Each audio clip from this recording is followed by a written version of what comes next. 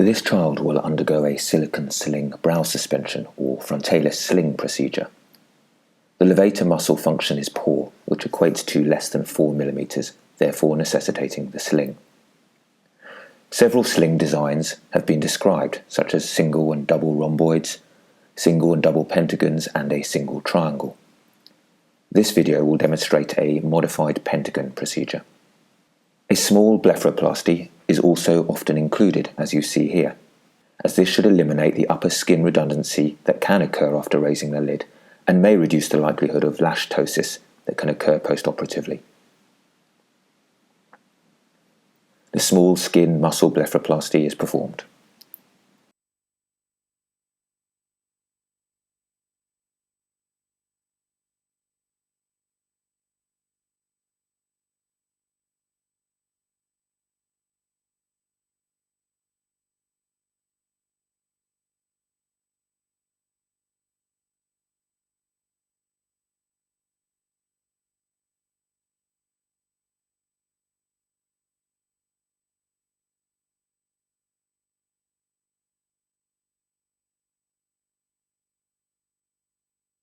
The brow incision marks can be seen.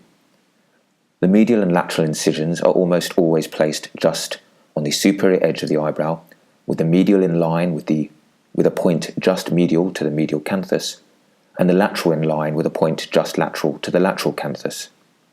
The central incision is often placed higher to make the fox pentagon. However, there is no particular need for it to be higher, as tightening the sling at this central point will still lift the lid. The lower incision that you see here, just above the brow, may be easier to conceal, particularly if the sling makes a small prominence. The brow incisions will often bleed quite briskly initially, but this will settle with pressure. However, do try to avoid the supraorbital neurovascular bundle medially. The tarsal plate is exposed. The sling will be fixed to the tarsal plate with 3 sutures. We are using proline sutures here, as they may reduce the likelihood of the sling gradually slipping superiorly over time. The central suture is placed where the high point of the upper lid contour will be. You can see here that we place a suture, but when the lid is lifted, the high point will be a little too lateral.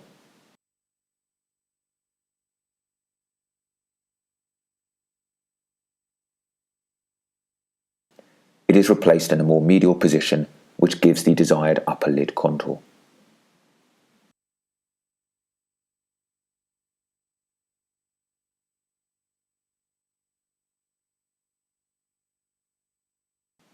A lateral suture and the medial suture are placed. You will see that the central suture is usually towards the medial one, as the high point of the upper lid is usually a little medial of the centre. If proline is being used, it is wise to tie multiple throws, as it can easily slip.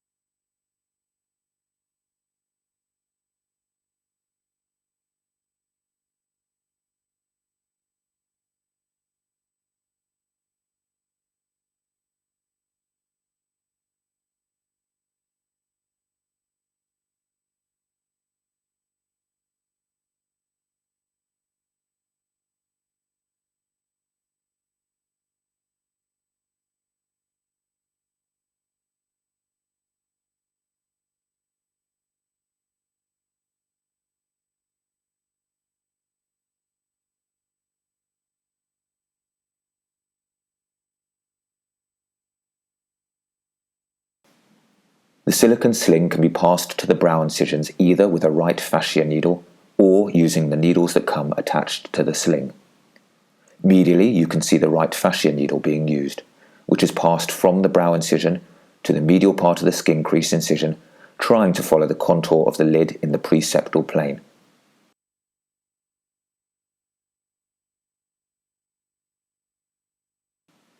The sling is fed into the eyelet of the needle and drawn up to the brow incision.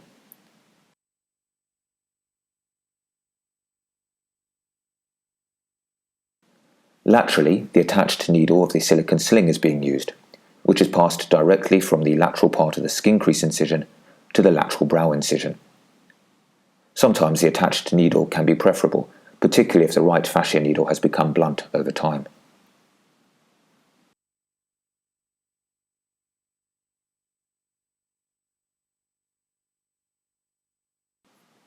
The silicone sling is passed from each of the brow incisions to the central incision.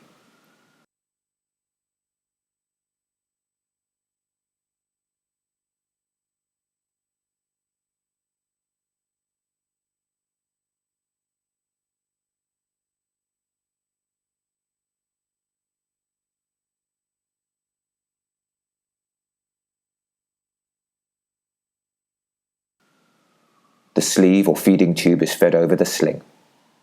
The two ends of the silicone tubing can be passed in opposite directions, as you see here, so that tightening is done by pulling the tubing away from each other.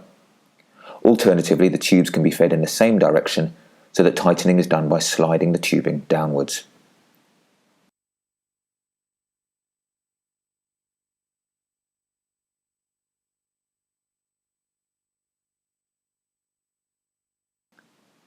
The feeding tube is gradually tightened, ensuring an even pull from both sides of the lid. A little bit of saline can help the feeding tube to slide a little more easily.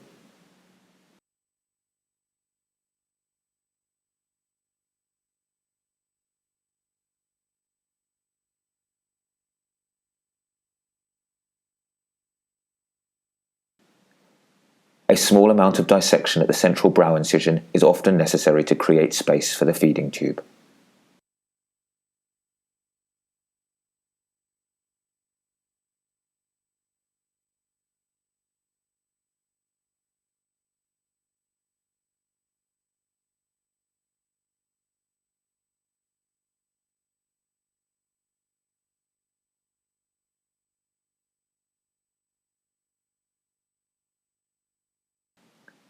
Once the desired upper lid contour and height have been achieved, a couple of sutures are placed through the subcutaneous tissue of the brow and through the sleeve and the silicone sling in order to prevent it slipping.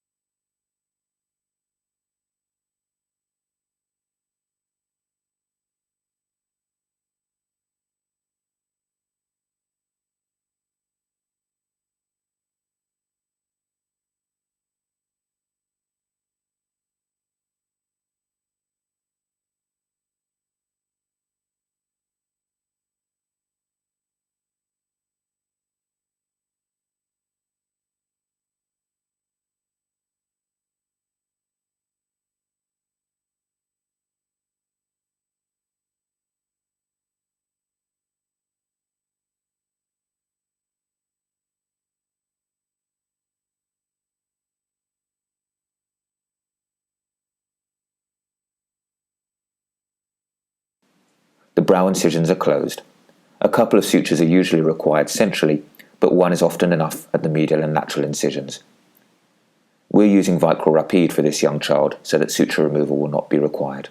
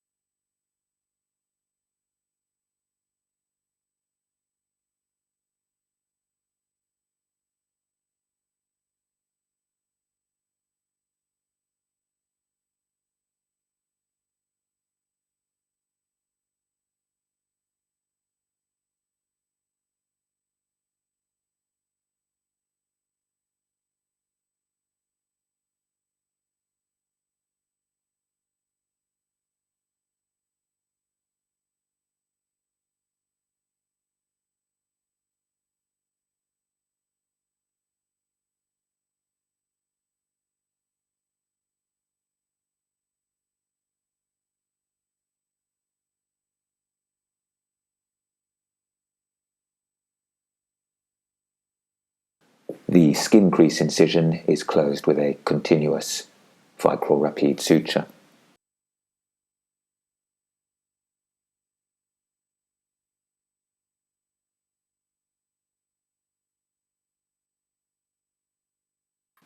Corneal exposure is one of the major risks of brow suspension surgery, particularly in patients with a poor Bell's phenomenon. Sometimes the exposure can be rather uncomfortable in the first day or two and then start to settle. Therefore, some surgeons use measures to narrow the palpebral aperture in these first few days. This can be done with a traction suture, temporarily stuck to the forehead, or as you see here, with an injection of saline into the lower lid to create swelling of the lower lid that narrows the aperture.